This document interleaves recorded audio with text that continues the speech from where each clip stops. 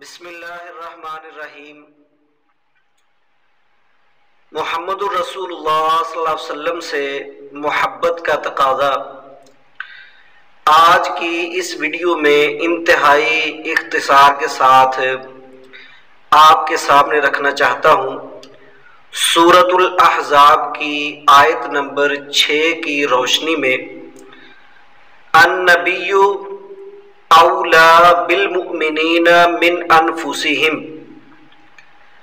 نبی صلی اللہ علیہ وآلہ وسلم زیادہ اولا ہیں مومنوں کے ان کے اپنے نفسوں سے بھی۔ اللہ کے رسول صلی اللہ علیہ وسلم کی اطاعت کے ساتھ محبت کو جمع کیجئے۔ نبی علیہ السلام اللہ تعالیٰ کے محبوب ہیں، صرف محبوب ہی نہیں بلکہ محبوب تر ہیں، محبوب تر ہی نہیں بلکہ محبوب ترین ہیں۔ رسول اللہ صلی اللہ علیہ وسلم کی اطاعت جمع اس کی محبت ہے، اور اس کے ضمن میں ایک چھوٹا سا واقعہ، ایک دفعہ اللہ کے نبی اکرم صلی اللہ علیہ وآلہ وسلم نے حضرت عمر سے پوچھا کہ اے عمر، تو مجھ سے کتنی محبت کرتا ہے؟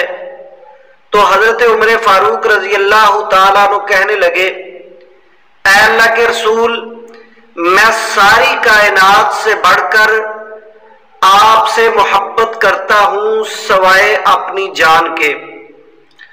تو نبی اکرم صلی اللہ علیہ وسلم نے فرمایا کہ نہیں، ابھی بات نہیں بنی۔ جب حضرت عمر نے یہ بات کہی کہ میں اپنی جان سے بھی بڑھ کے آپ سے محبت کرتا ہوں، تو پھر اللہ کے نبی علیہ السلام نے فرمایا کہ ہاں عمر، اب بات بنی ہے۔ تو یہ بات ذہن میں رہنی چاہیے کہ اطاعت کی جاتی ہے حکم کی، اور اتباع اس چیز کا نام ہے کہ آقا نے حکم دیا ہو یا نہ دیا ہو۔ اس کی مثال کہ ایک آدمی، بدو آدمی، نبی علیہ السلام کی خدمت میں حاضر ہوا اور اس نے اسلام قبول کیا، اور اس نے آپ کی قمیض کے بٹن کھلے ہوئے دیکھے، وہ واپس اپنے قبیلے میں چلا گیا، تو اس نے ساری زندگی اپنی قمیض کے بٹنوں کو بند نہیں کیا، اس لیے کہ نبی علیہ السلام کے بٹن کھلے ہوئے تھے، لہذا اس نے بھی ساری زندگی اپنے بٹن کھلے ہی رکھے۔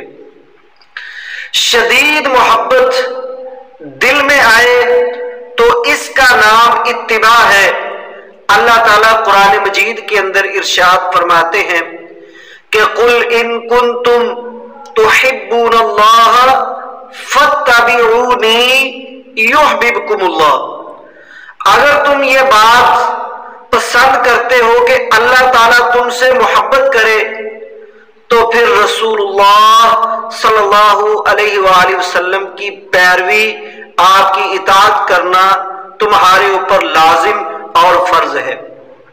ہاں، اگر زندگی میں کوئی لغزش، کوئی کمی ہو جائے تو اس کا دوسرا راستہ ہے کہ جو بندہ اللہ تعالیٰ سے معافی مانگ لے تو اللہ تعالیٰ اس کو معاف کر دیتے ہیں۔ تو اللہ کے نبی علیہ السلام کی شان بہت بلند ہے، آپ دنیا کی عظیم ہستی ہیں، عظیم تر ہیں، عظیم ترین ہیں۔ اللہ کے بعد اگر کسی ذات کا، کسی کا مقام یا مرتبہ ہے تو وہ نبی علیہ السلام کی ذات کا ہے۔ اگر کوئی مقدسہ ہستی ہے تو وہ آپ کی ذات ہے، مطہرہ ہستی ہے تو آپ کی ذات ہے، طیبہ ہستی ہے تو آپ کی ذات ہے، پاکیزہ ہستی ہے تو آپ کی ذات ہے۔ حضور صلی اللہ علیہ وسلم کائنات کی عظیم ترین ہستی ہیں، آپ کی عظمت، آپ کی رفعت، آپ کی بلندی، का कोई इंसान तसव्वुर भी नहीं कर सकता। आप सल्लल्लाहु अलैहि वसल्लम को हम माने तो ये हमारे लिए बड़ी सआदत की बात है।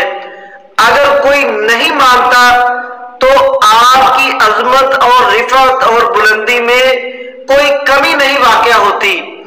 जिस तरह अल्लाह ताला को इलाह एक मानना ये हमारे लिए सआदत की बात है।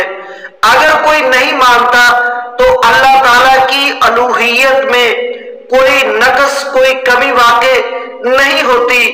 इसी तरह नबी अलैहिस्सलाम के बारे में भी ये बात ज़हन में रहनी चाहिए कि हमारे मानने से या मानने से आपकी ज़ात पर कोई फर्क नहीं पड़ता। जिस तरह कोई शख्स सूरज को देख के अपनी आंखें बंद कर ले तो सूरज को कोई फर्क नहीं पड़ता, तो ये सूरज और चांद की क्या हैसियत है नबी अलैहिस्सलाम की जात के सामने। आप तो अजीम तरीन इंसान हैं।